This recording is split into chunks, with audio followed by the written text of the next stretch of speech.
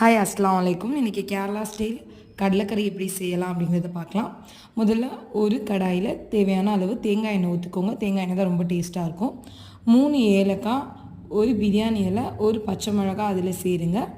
அதுக்கப்புறம் 2 பல்லாரி வெங்காயம் சேர்த்து உப்பு சேர்த்து நல்லா வதக்கிக்கோங்க. அதோட 1 டேபிள் ஸ்பூன் இஞ்சி பூண்டு விழுது, 1 டீஸ்பூன் மஞ்சத்தூள், அப்புறம் தனியாத்தூள் 1 டேபிள் ஸ்பூன் சேர்த்துக்கோங்க. அதுக்கு பிறகு 3 தக்காளி சேர்த்து நல்லா வதக்கிக்கோங்க.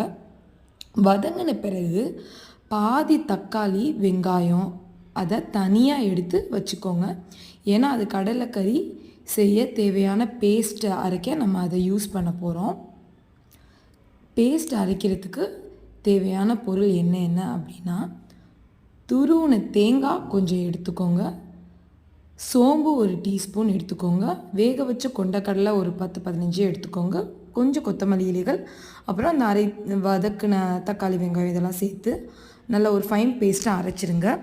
அப்புறம் இந்த வதக்கின தக்காளி வெங்காயம் கூட ஒரு 100 கிராம் அளவு கொண்டக்கடலை வேக வச்ச தண்ணியோடு நான் சேர்த்துருக்கேன். அதோடு இந்த பேஸ்ட்டையும் சேர்த்து நல்லா கிளறி விட்டுட்டு அதை ஒரு கொதிக்க வைங்க.